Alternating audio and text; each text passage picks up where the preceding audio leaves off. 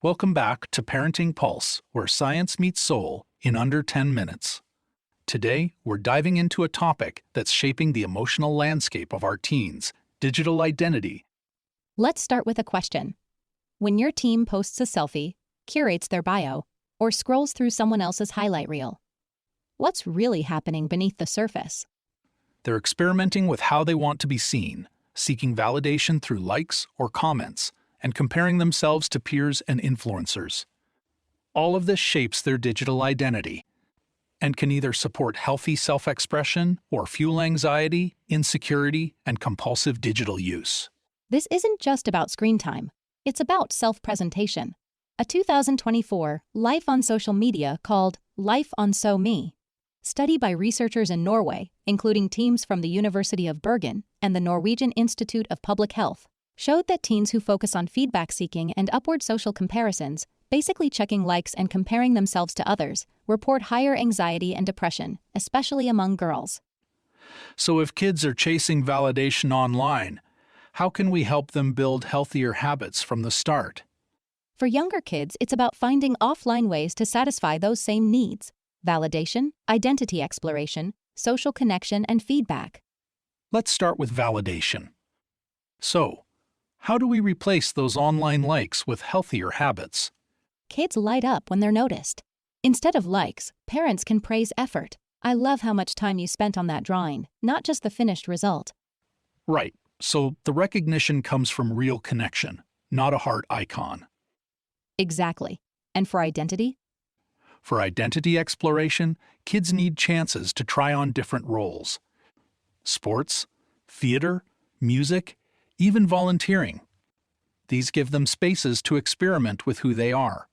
That way, self-expression isn't just about posting a selfie. It's about lived experience.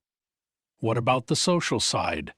Real playdates, group activities, team projects, those are antidotes to constant online comparison. Makes sense. If kids feel connected offline, they won't depend as much on scrolling through someone else's highlight reel. And feedback? Swap likes for conversations. When they show you something, ask questions and respond with real interest. That feedback is far more powerful than a tap on a screen. So the formula is simple: real praise, real activities, real friends, and real conversations. Aha! We're basically giving them the same building blocks: identity, validation, connection, but in healthier human ways. Exactly. If those patterns start early, teens are less likely to depend on digital likes for self-worth later. And it's not just the hours spent online, but the way they use those hours. Exactly. Another 2025 study published in JAMA, Journal of the American Medical Association, analyzed over 4,000 youth aged 9 to 11 and found that addictive screen use was strongly linked to internalizing symptoms like anxiety and externalizing behaviors like conduct issues. By age 11, nearly 1 in 3 showed signs of compulsive digital use: constant checking, scrolling late at night, or needing to respond right away. Some of the key signs: anxiety or irritability when not online, loss of track of time, and failed attempts to cut back. It often interferes with sleep, school, relationships, or mood. That's staggering.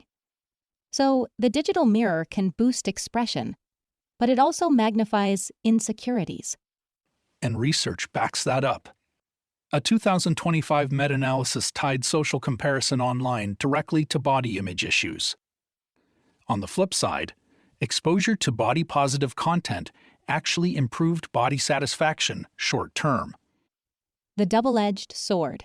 And that's why the Surgeon General recently in February 2025 warned, we don't have enough evidence to call social media safe for kids. Right. Which means parents need tools. One powerful step is a family media plan. Let's bring this down to the family level. What does it actually look like to set a family media plan? The American Academy of Pediatrics has a simple approach.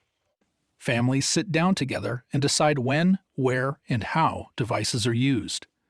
The American Academy of Pediatrics suggests basics like no phones at dinner, devices charged outside bedrooms at night, shared screen time like family movie nights, Balance pairing every hour of screen time with something offline. And it's not just limits. Plans can also include positive goals.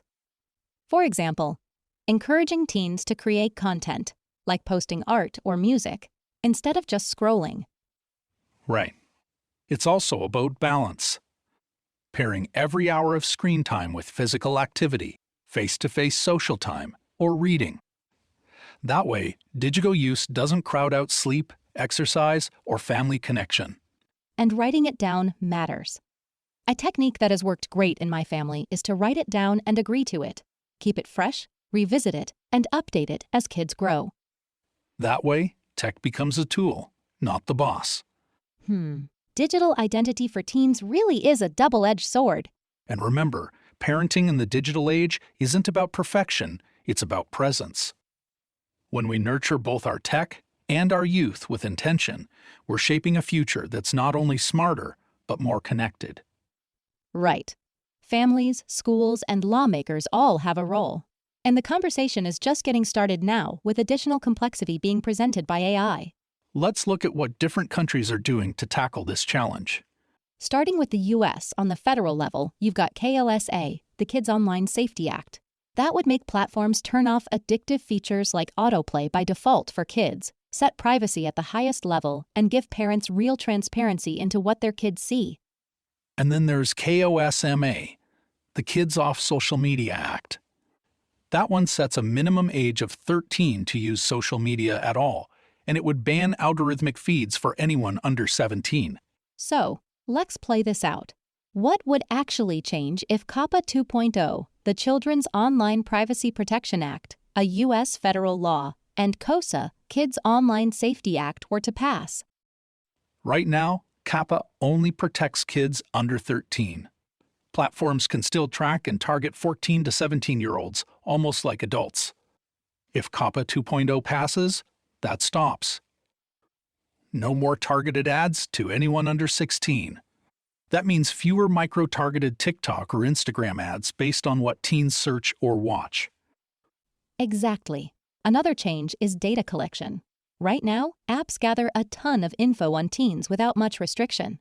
COPPA 2.0 would force platforms to collect only what's strictly necessary, and it would give parents a right to delete kids' data. KOSA goes further on design. Today, APS use features like endless scrolling or autoplay with no legal obligation to adjust them for youth. If KOSA passes, companies would have to turn off the most addictive features for minors by default and offer settings that prioritize well-being, not engagement. And parents would gain more tools. For example, KOSA would let parents see how much time their child spends on a platform and what content categories they're exposed to. Right now, most platforms offer family tools, but they're voluntary. With KOSA, they'd be mandatory. Globally, Australia's moving in the same direction.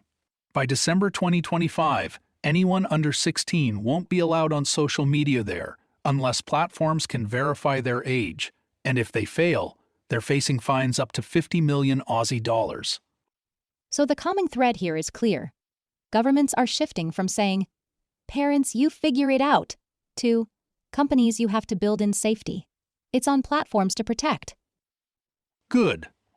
Exactly. And it's not just about keeping kids safe from harmful content. It's about redesigning the features themselves so they don't worsen mental health in the first place. And remember, parenting in the digital age isn't about perfection. It's about presence. When we nurture both our tech and our toddlers with intention, we're shaping a future that's not only smarter, but more connected. So, what's next? Well, the platforms themselves aren't always built with kids in mind. And that's where AI safety comes in. Laws, rules, and safeguards designed to protect children from the very features driving compulsive use. Stay tuned. In our next episode, we'll explore new AI mandates, what they mean for families, and how parents can spot hidden AI features in the apps kids already use. Stay with us, because this conversation is just getting started. Thank you for listening.